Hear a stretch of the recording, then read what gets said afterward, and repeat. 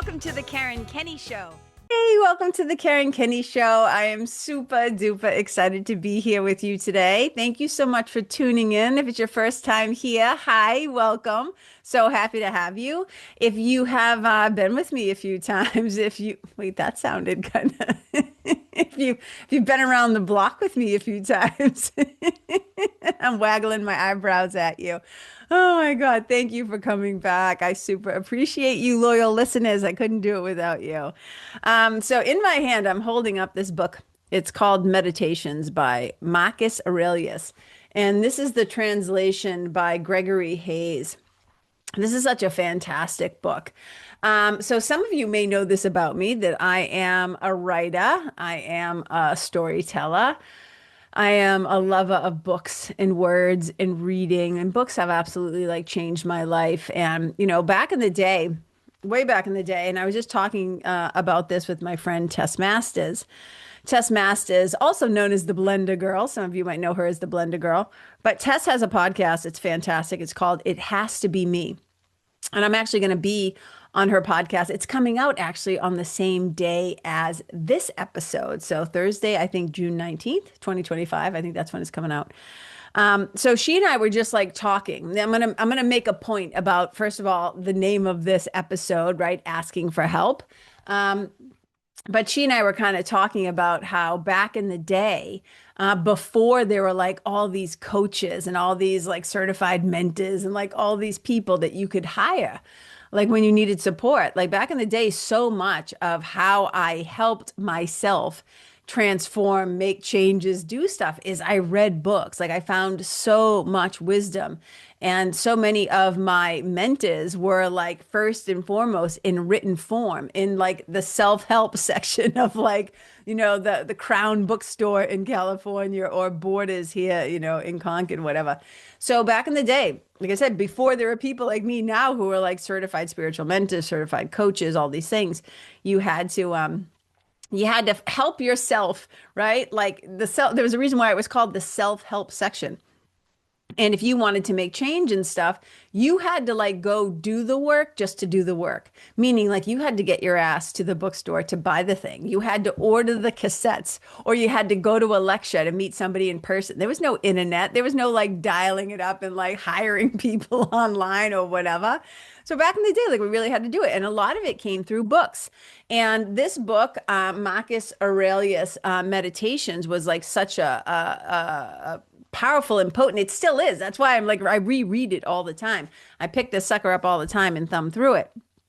And I was reading it this morning and I was like, oh my God, I want to make sure that I talked about this. And then I went back and I tried to check through my episodes and I'm like, how have I never done an episode called Asking for Help? I for sure have talked about, asking for help or getting help in certain situations. I think I had an episode called How Can I Help or whatever, but I don't think I've ever approached it in quite this way. But let me read to you what this passage in Meditations, Marcus Aurelius. Now, this book, the translation by Gregory Hayes, it's bitten? No, it's not bitten. It's broken down into 12 different books. That's what they're calling them, 12 little books. And in book 7, so it's 7.7. So book 7, entry 7, 7.7. I just read this today. I highlighted it here and I thought it was so fantastic and I want to share with you.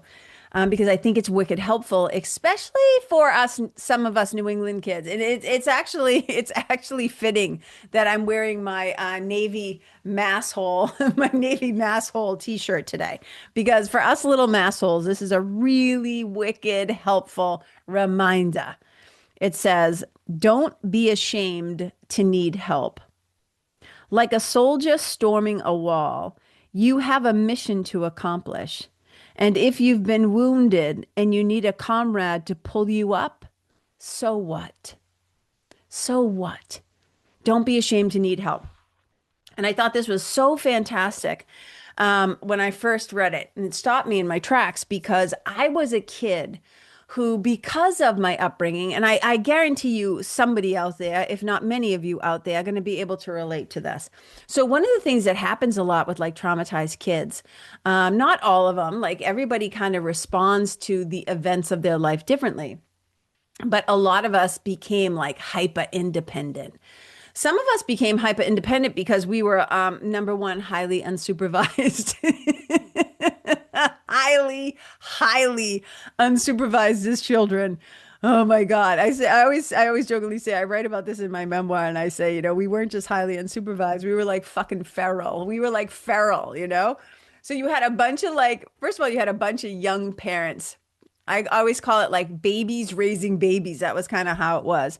And a lot of times those quote unquote babies, which were the adults, the parents, the guardians, whatever, the people who were supposed to be taking care of us, they were like working. We were like blue collar kids. They were either like working 2 jobs, 3 jobs, hustling on the side, or just off doing shit. Like, I mean, our generation, they had to like do a commercial, like a public service, a PSA, a public service announcement. You guys remember that sucker? And it was different celebrities, and they like Grace Jones and Andy Warhol, and like I'm trying to think, there were a bunch of them, and they'd like stare into the camera and they'd be like, it's 10 p.m. Do you know where you I can't even get through it. It's so funny to me. It's 10 p.m. Do you know where your children are? Here's the answer. No, most of them did not know where we were. Again, because we were fucking feral. We were just like running around. Okay. But the reason why I'm telling you all this is a lot of times we did not have good guidance. A lot of times we didn't always have people who were like teaching us or helping us or showing us. So we had to figure out a lot of stuff on our own. And because of that, we tended to become really like talk about self-help. We had to help ourselves quite a bit. We became vigilant, like almost like hyper independent. And in some ways that can be a really powerful and beautiful thing because that's the original FAFO, right? FAFO, fuck around, find out. We had to a lot of times find out the hard way because nobody was telling us like, hey, you might not want to play on the train tracks. Like, hey, might not want to drive over there and like buy drugs off that person you don't know. Like, hey, you might not want to like go do this thing. You know what I mean? So a lot of times we had to find out the hard way. But which can be valuable, right? Like being really independent is a powerful thing. It is also, when it leans too far, goes too far, it's like a trauma response. And you start to feel like that you cannot ask for help. Number one, because there's nobody there to actually help you.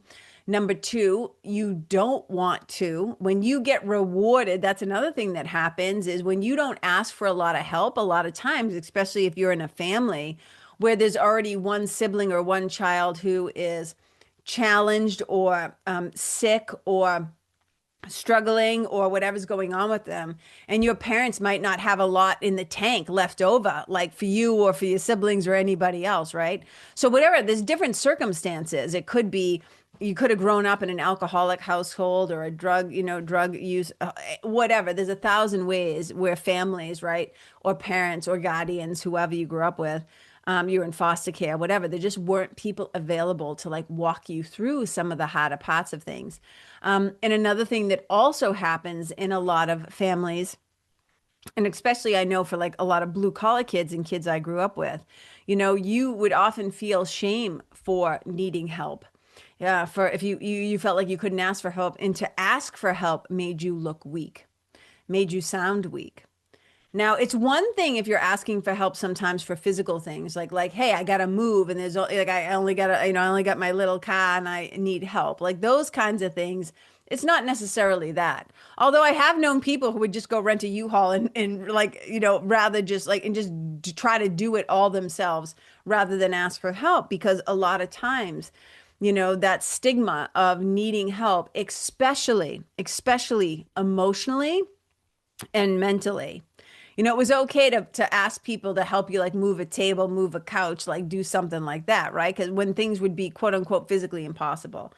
But to ask for help because you were struggling emotionally, to ask for help because you were struggling, mentally, a lot of times it was seen as a weakness. And what I love about this little passage again in meditations is it's just saying, don't be ashamed to need help. Like a soldier storming a wall, you have a mission to accomplish. And if you've been wounded and you need a comrade to pull you up, so what? And I relate this to like if you've been wounded, like, yeah, maybe some shit went down in your childhood. Maybe some stuff happened to you as a young person or as a young teenager or a young, human being where you weren't given everything that you needed, and that could literally be like the clothes on your back, food in your body. It could have been the protection that you needed. It could have been the education that you needed, the support that you needed. There's a lot of ways that kids fell through cracks, and still to this day. I'm not just saying like, oh, back then. That's how I can, I always say tend to talk about my own experiences because that's what I tend to be an expert on. Like that's what I tend to like know about. And I don't assume that everybody has had the same experience as me, but I think a lot of us can relate, and I think that this is prevalent not just for, blue collar kids, but also you see it in different populations, where it can be hard for men to admit like, hey, I'm struggling or whatever, like I'm having a hard time emotionally, for a lot of boys and men, you're not allowed to like cry or have those feelings in some people's homes coming up. And I really was like thinking about this because this stigma of like asking for help makes you weak or you should be ashamed. And I started thinking about how, like, when you're born, right? When you're like born into this little body, you cannot feed yourself, you cannot clothe yourself, you cannot like get around on your own. You are totally helpless. You cannot verbalize other than to cry, right? You cannot verbalize your wants, your needs, like you're suffering, like I've got a wet diet. All you can do is like cry, but like you're completely helpless. We didn't know how to do jack shit as a baby, except like stick our feet in our own mouths and like, make faces and poop in a diaper. Like that's what we knew how to do, right? So from the time we were little kids, we needed help and we could ask for help. Like, think about it. We didn't know how to ride bikes. We didn't know how to tie our own shoes. We didn't know how to make like a sandwich. Like, we didn't know how to do things. We didn't know how to sew or cook or do laundry or drive a car or like think about the gazillion things that we didn't know how to do when we were little kids, when we were young, when we were babies, and how much help we needed. Not only how much help we needed, how much help we probably got. I'm not saying they were perfect. I'm not saying our parents were perfect, but how much help we kind of did. We learned how to button a button. We learned how to zip a zipper. We learned how to like, walk to school. We learned how to like, read a book. Not everybody, but a lot of us, you know what I mean? So we got like a shit ton of help.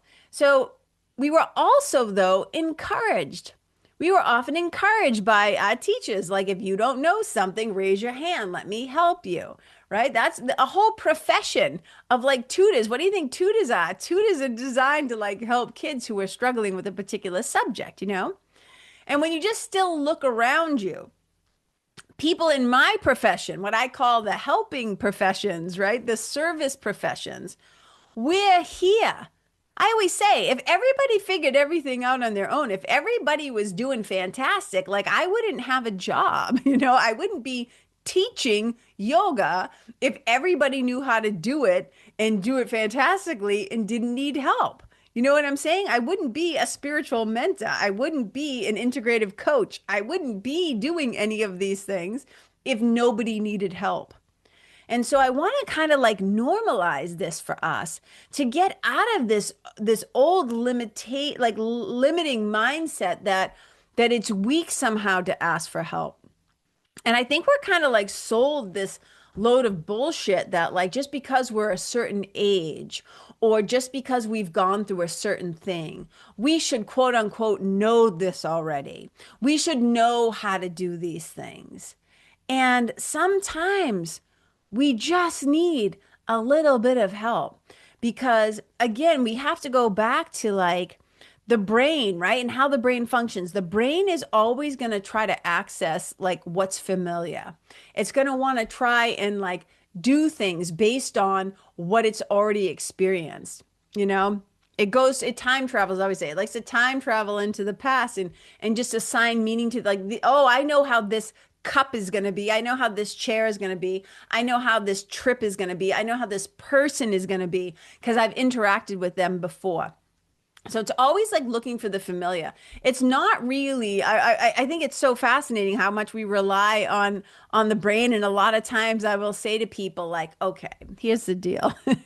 Your your best thinking, like your number one numero uno, like best thinking with your current brain is what got you here, right? Into trouble, into this suffering, into this pattern, into this habit, into this way of being, like your best thinking.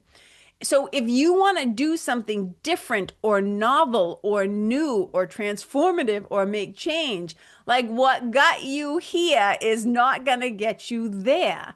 And we need to bring in sometimes new resources, new tools, new teachers, new helpers, right?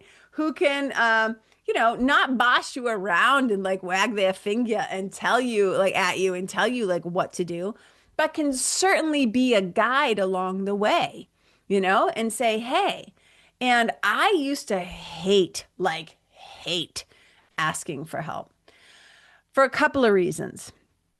Number one, I had that old stigma of like to ask for help is weak. Number two, right? Part of the ego and part of like the pride of like, I like to do things on my own. Look how independent I am. Look how capable I am, right? That felt good to be able to do that. Also, there's another thing that kind of happens with a lot of that kind of, the upbringings that I came from and like trauma. And I know other people, again, double amen hands if you can relate to what I'm about to say, is that you don't ever want to feel like a burden to somebody else. You don't want to feel like you're a bother or that you're bothering somebody else, right? That's one of the things. And it's also like risking rejection. Like you're going to ask for help and somebody's going to say no. And man, what that would do to like a kid like me back in the day, like I would just feel ashamed, first of all, for having to ask for help. And then if I allowed myself to be vulnerable and ask for help and like got a no, oh my God, like back then, that would have just felt like I just inside, like I just got a little squishy, like my hat just like squeezed a little bit, thinking about like younger me, like trying to be so brave and like put down her dukes, and like Vicky with 2Ks from Lawrence just being like, okay, I'm gonna ask for help. And if somebody like, wasn't nice to me about it or made me feel stupid for needing help or I felt ashamed, like, why can't you figure this out? Like, how do you not already know how to do this, right? That's a thing. Again, the mass hole thing, right? There's like people talk about people from Boston and people from Massachusetts, like they'll say, we're kind, but we're not nice. Meaning we're kind, we'll help you, we'll do stuff for you, we'll literally give you the shirt off our back, but we're going to bust your balls the whole time we're doing it. We're going to make fun of you and be sarcastic and, cheap shot you and do all that stuff. And I'm like, oh my God. So like a lot of times your vulnerability, I always say when we would have tender places as a kid, you would think that another human being would recognize that it's a tender place so that they would tread lightly. And it's no, they would find your tender place and they would fucking like noogie it, like they would go for it. So there's kind of like this built-in protective measure across the board for a lot of people where they feel like they're expected to know so many things. And I remember like back, even as my mother, like I got my sex talk pretty young. I think I was like 6 years old. And so I also learned all about menstruation and girls having their period and like the whole thing, which I totally dreaded. Like I totally dreaded. And my mother, I think, taught me about like, I know she did. She taught me about like maxi pads and whatever, and said like there were, other things like tampons, whatever, Playtex, Kotex, all the different brands. But she died before I ever used a tampon. And I remember I did not want to ask my sister to show me how to do it. I wasn't going to ask my aunt. I was like, nope, right? Like, and so I had to figure it out on my own. And I'll never forget that whole experience, you know? It's like you don't know what size to buy. Like you have to go to the store and like get them and then you get to go and like figure it out and the string and the whole thing. I'm sure somebody out there is laughing right now because you too had to figure it out on your own. But then I helped other girlfriends who were also feral, who were also highly unsupervised, right? Who didn't want to wear maxi pads, like, you know. Again, I'm not bagging on anybody who that was your preference or whatever. Just for me, it was not my preference. Um, I apologize for making it, but for me, it was just like, no. But I also had to like help them. And one of the things that I try to remind myself all the time as a reminder, obviously, for my tone of voice with other people. Like, I never want people to feel ashamed for not knowing things. I want to reward curiosity and I want to reward courage and vulnerability when somebody like doesn't know how something works or doesn't understand something. And it's so easy to be flippant, right? I know I've done it. I know I've been quote unquote guilty of this before in my past. And I really try to be mindful these days because I had to reform my own thinking about like it's okay that I don't know how to do everything. It's okay that I might need a like, you know, a reminder on how to like, you know, do something, you know, and in this world where everything is becoming increasingly like more technical, I've just accepted. I always say the older I get, the more that I realize that like it just becomes painfully aware to me, like just how much I don't know.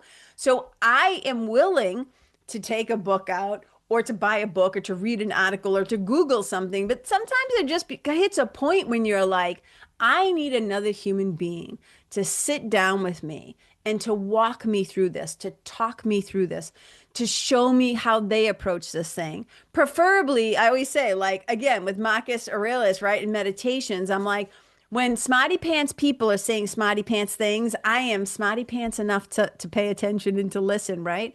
So I try to like go to, you know, somebody who I feel like has been successful in doing this thing before me, or a friend who I think is pretty smart. And I'm like, maybe we can figure this out together. And that's the thing, like where my work comes in, you know? It's like I kind of like through my own desire to end my own suffering.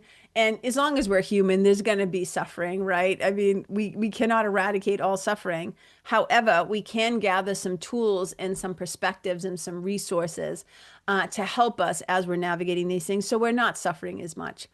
And I know for myself along the way, you know, I had some teachers and I certainly had a shit ton of books that really, really, really helped me.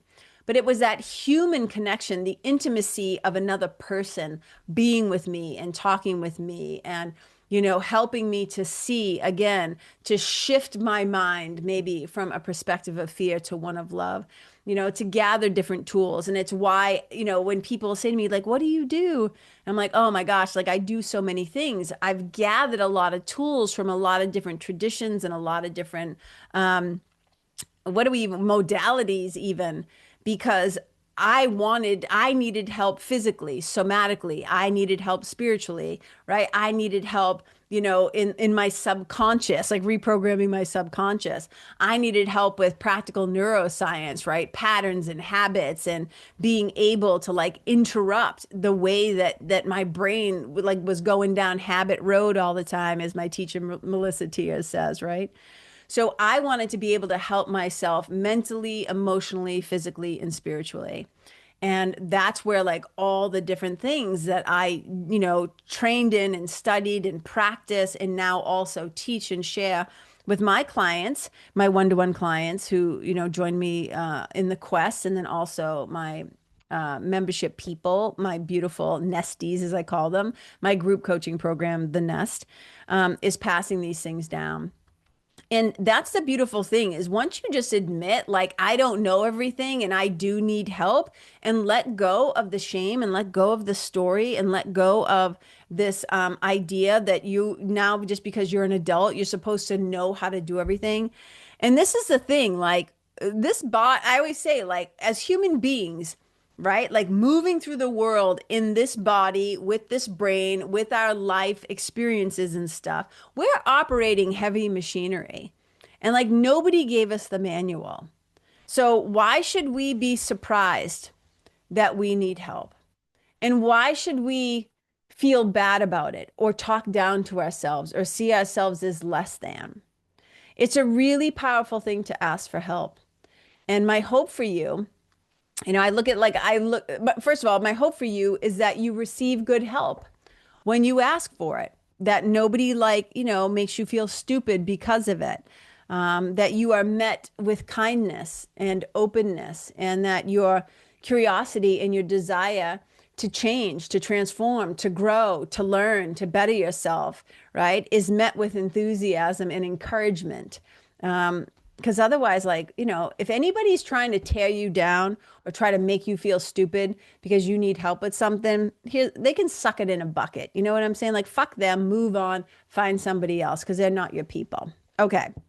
So you guys know I'm a reader and I do a lot of daily reading. I have like a bunch of what you can call them daily devotionals. You can just call them daily books, books that I read on the daily that are literally, broken down. It'll say like June, whatever, June 14th, June 16th, June, whatever, May this, whatever. Okay. So some of you may know who Ryan Holiday is. And Ryan Holiday, I had just read to you about Meditations, Marcus Aurelius, right? This is like, he's known as one of like the Stoics and philosophers of Stoicism. And so I also read the Daily Stoic. And this is 366 meditations on wisdom, perseverance, and the art of living. And Ryan Holiday, this is his book. He and Stephen Hanselman wrote this. But what was awesome is when I was flipping through this and reading this, the reading for Marcus Aurelius 7.7, which I shared with you earlier, came up, right? Don't be ashamed of needing help. And I also want to share with you something that Ryan said, because it's right in line with what's been on my heart. And it made me smile the whole time I read it. He says, so he starts with the quote from Marcus Aurelius, right? The Stoic quote. And then he says, no one ever said you were born with all the tools you'd need to solve every problem you'd face in life. In fact, as a newborn, you were practically helpless. Yes. Someone helped you then, and you came to understand that you could ask for help. It was how you knew you were loved. Isn't that so nice? And then he goes on to say, well, you are still loved. You can ask anyone for help. You don't have to face everything on your own. If you need help, comrade, just ask.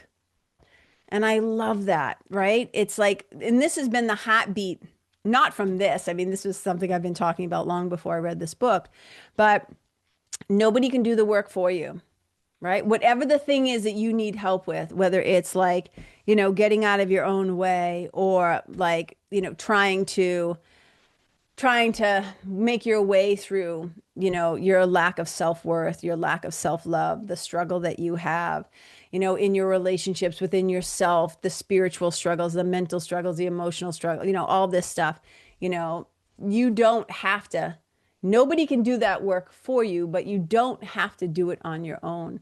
And having somebody that walks along beside you is a game changer. It's a game changer. It has been true in my life. It has been true in the lives of my clients. It's been true in the lives of people that I know who I've coached, but also other people and friends who that I know who have also had their own coaches, their own mentors, their own teachers, their own helpers. You know what I mean?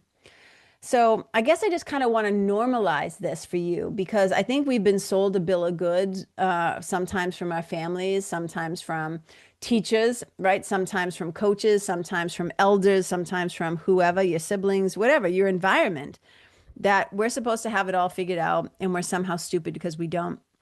And look, I'm the person in every lecture, in every class, I'm going to ask like a gazillion questions, and I'm going to ask until I understand, because I no longer feel bad about not knowing things or needing help. And it has been so freeing for me to be able to just raise my hand and be like, yeah, I don't get it. Or, hey, can you show me that again? Or that part one, like, okay, I get part one, but like part two, you lost me. Or can you please help me to understand how to do this? And look, I'm just going to say this because I see it. I just see it. I just see it. I just see it. I'm grabbing my face. If you're not watching this, you can probably hear it in my voice. Chat GPT is not your new coach. Chat GPT is not your new spiritual mentor.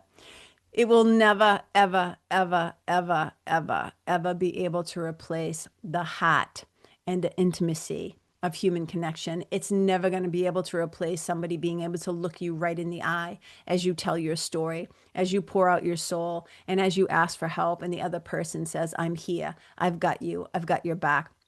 ChatGTP can give you all kinds of information, but as my beautiful friend Marianne C says, information does not heal. Intimacy heals. And we need that hat to hat. We need that face to face. We need that human connection. And even books, like books can be great. But let me tell you something. I can read something in a book, and there are people who learn fantastically from just reading. And I know, like I learn in different ways, as well as like reading. But being able to do something alongside somebody who can really see us and acknowledge our brilliance, but is also not afraid to call us out on our bullshit and to say, hey, I'm seeing a pattern here. Like, hey, what about this? It's not going to be, it's like humans can't be replaced in that way. Chat GPT can't give you a hug. Chat GPT can't like hold your hand while you're crying. Do you know what I'm saying? Chat GPT can't see you. It's just so take that for what you will. I don't think that the quality and the caliber of that kind of information is ever going to replace human tenderness and human grace, and having a human mentor or a coach who's gone before and knows kind of where these places are. Yeah, information will only get you so far, I guess is what I'm trying to say.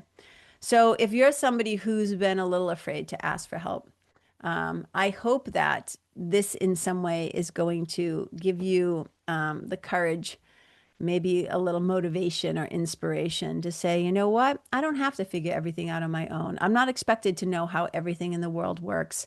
There's a reason why all those books, How Things Work, like exist, because we don't know. You know what I mean? Like, you're not expected to know how to change a tire without having ever done one before.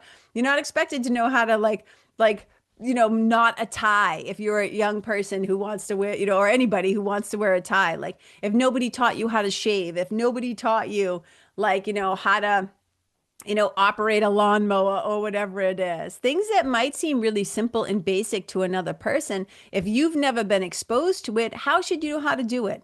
How should you know how to be in a relationship where there's intimacy and deep emotional conversations and connections if you've never had it before, if it was never mirrored for you, if it was never played out in front of you, if you never saw a healthy marriage? How are you supposed to know how to do it? If your parents, all they did was scream and yell at each other, how are you supposed to learn? Maybe it became painful enough and you decided, I'm never going to do that. Like, I'm going to be a person who like talks about my feelings rather than screams, or whatever. Maybe. But we get so conditioned as young people. We are literally being hypnotized all the time as young people, and it gets in there. It gets in there. And sometimes we need help and support breaking those patterns. And one of those patterns and habits is believing that it's not okay to ask for help. So let's destigmatize this. Let's unshame this and know that, you are loved and that you are smart and there are people who want to help you, and you're not expected to know how to do everything, and I try to remind my clients of this all the time. A lot of things were not demonstrated to us, and how to do things in a healthy way, or in a way that is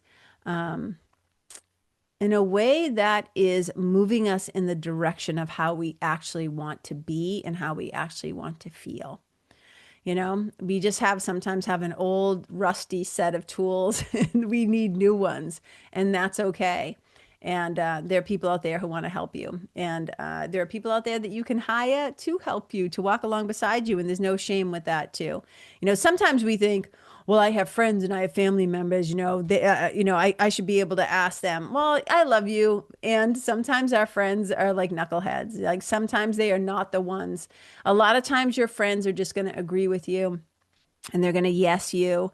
And they're going to be like, yeah, you have every right to be mad because he did this and she did that. It's like, you need people in your life who are going to stop you and say, hey, But yeah, it sounds like you don't really like whoever taught you how to forgive.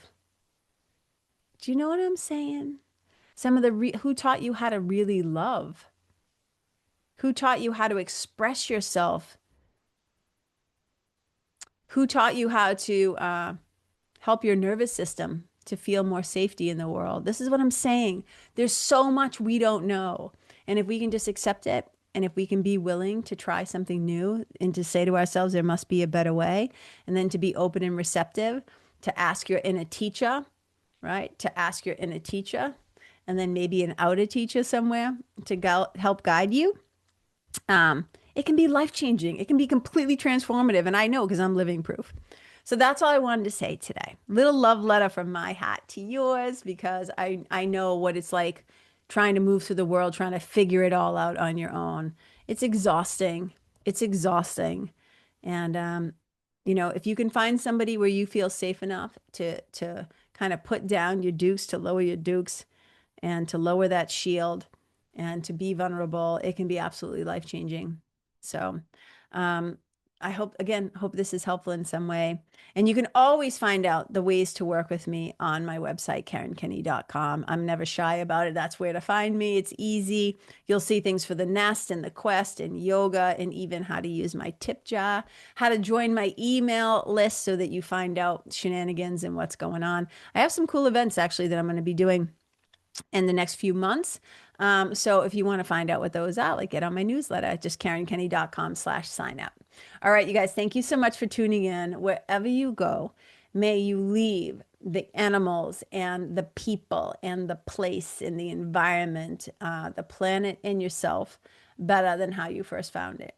Wherever you go, may you and your love and your presence and your energy and your willingness to ask for help be a blessing. Let me also say this, because it just came to my head. And when spiritual team, STOTJ, they hit me thing. Sometimes when we think we're being a burden to somebody else, right? If we don't ask for help, we are robbing the other person of an opportunity to also be your friend, to also be helpful. It feels really nice when you're able to help another person. And if we never ask for help, and if we insist on doing everything on our own, and if we don't allow other people to help us, we sometimes rob other people of being able to also have that really satisfactory feeling of knowing that they did a kind thing, or that they, you know what I'm saying? So, okay, just had to say that before I go. Okay, bye.